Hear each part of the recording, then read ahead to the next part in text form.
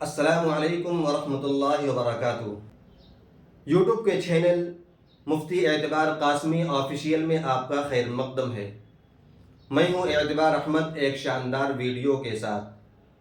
دوستو، آج ہمارے سبق کا پہلا دن ہے اور آج ہم اپنے سبق کی شروعات بالکل زیرو یعنی ABCD سے شروعات کریں گے۔ یہ ویڈیو ان افراد کے لیے بھی مفید ہے جو انگریزی کی بنیادی چیز ABCD وغیرہ کو جانتے ہیں، اور ان دوستوں کے لیے بھی مفید ہے جو انگریزی نہیں جانتے اور سیکھنا چاہتے ہیں۔ مائی فرینڈز، ہر زبان میں حروف تہجی ہوتے ہیں اور ان حروف تہجی کی تعداد مختلف ہوتی ہے۔ مثلا اردو میں حروف تہجی کی تعداد 36 ہے، جبکہ عربی میں حروف تہجی کی تعداد 28 اور انگلش میں حروف تہجی کی تعداد جن کو الفابیٹ کہتے ہیں 26 ہے۔ اور ہر زبان کا ایک رسم الخط ہوتا ہے۔ چنانچہ انگلش کا رسم الخط جس کو رومن کہتے ہیں اور اردو کا رسم الخط جس کو فارسی کہتے ہیں۔ آج کی اس ویڈیو میں ہم اسی انگریزی کے رسم الخط جن کو رومن کہا جاتا ہے اردو کے تھرو جانیں گے، پہچانیں گے اور سیکھیں گے۔ دوستو، انگریزی لکھنے کے دو طریقے ہوتے ہیں۔ ایک تو بڑے حروف کی شکل میں جن کو کیپٹل لیٹر کہا جاتا ہے، اور دوسرے چھوٹے حروف کی شکل میں جن کو اسمال لیٹر کہتے ہیں۔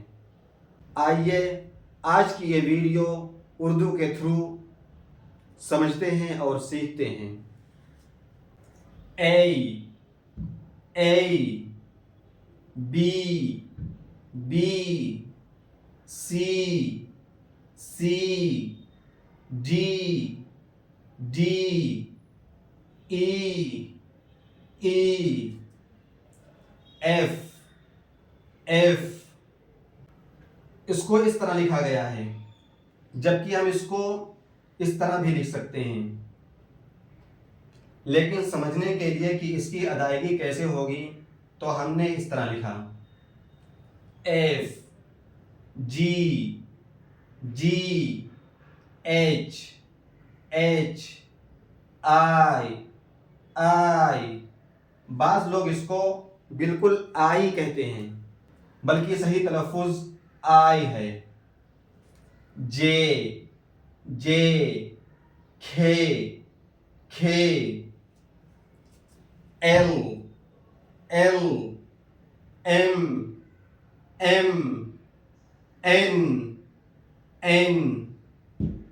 کچھ لوگ ایل کو، ایم کو، این کو، اسی طرح ایس وغیرہ کو یل، یم، ین اور یس کہتے ہیں، جبکہ صحیح تلفظ ایل، ایم، این اور ایس ہے۔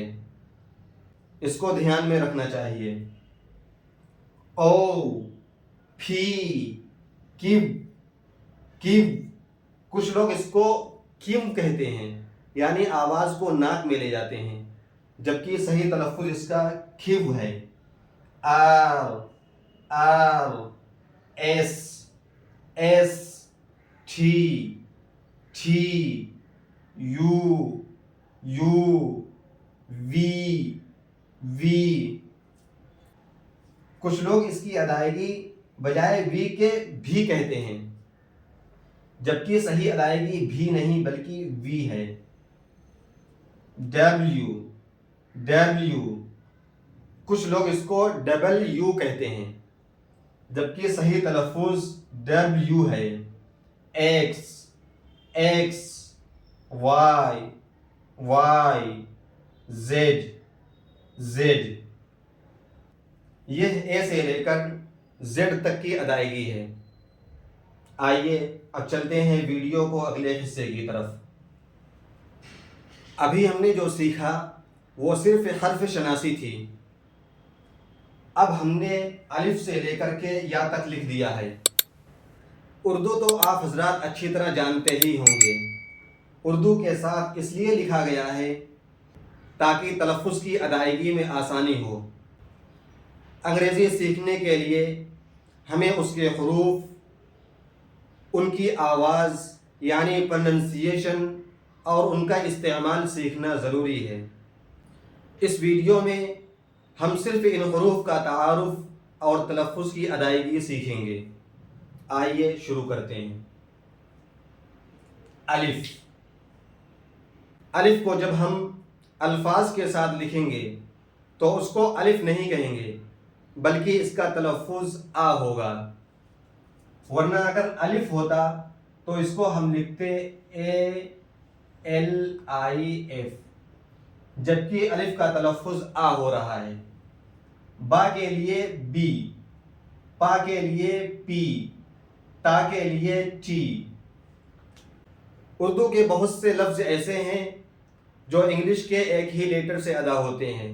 مثلا تا کی ادائیگی ہم ٹی سے کریں گے، اسی طرح چا کی ادائیگی بھی ٹی سے کریں گے۔ سا، اس کے لیے ہم استعمال کریں گے ایس۔ جیم کے لیے جے بھی استعمال کر سکتے ہیں اور جی بھی۔ چا کے لیے ہم استعمال کریں گے سی اور ایچ۔ ہا کے لیے ایچ، خا کے لیے کے اور ایچ، یہ دونوں ملائیں گے تو ہمارا خا بنے گا۔ ڈال کے لیے ڈی، ڈال کے لیے بھی ڈی ہی استعمال کریں گے۔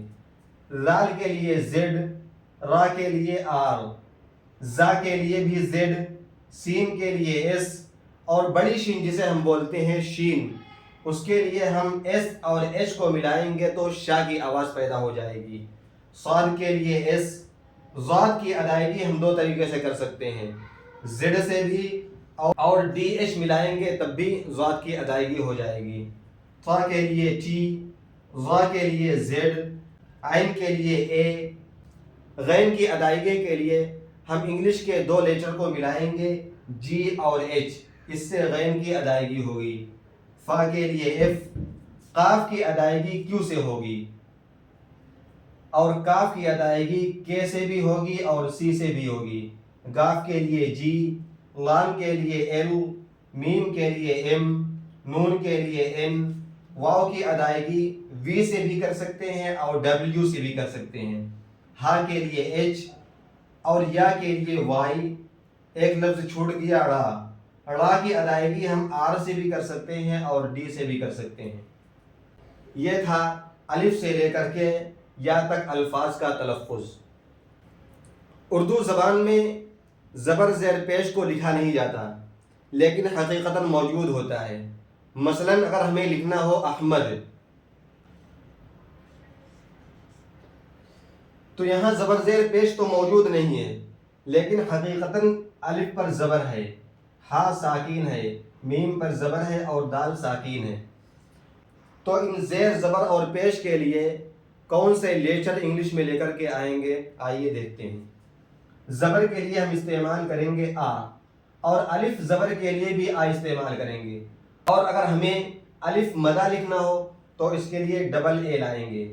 زیر کے لیے آئی استعمال کریں گے اور الف زیر ای کے لیے بھی آئی استعمال کریں گے، اور اگر ہمیں کھینچ کر کہنا ہے ای تو اس کے لیے ڈبل ای لائیں گے، اور اے کی ادائیگی اگر ہمیں کرنا ہے تو اس کے لیے ای لائیں گے۔ پیش کی ادائیگی کے لیے لائیں گے یو۔ اب دیکھیے واو دو طرح کا ہوتا ہے، ایک تو واو مجہول اور ایک واو معروف۔ واو معروف لکھنے کے لیے ہم ڈبل او کا استعمال کریں گے اور واو مجہول لکھنے کے لیے سنگل او کا استعمال کریں گے۔ او کے لیے اے اور یو کا استعمال کریں گے۔ اے کے لیے ہم اے اور آئی استعمال کریں گے۔ یہ تھے ان حروف اور زبر زیر پیش کے انگلش میں تلفظ، انگلش میں کس طرح ادائیگی کریں گے۔ آئیے کچھ مثالوں سے ان زبر زیر پیش کو سمجھتے ہیں۔ مثلا اگر ہمیں کہنا ہو آم، الف مد کے لیے استعمال کریں گے ڈبل اے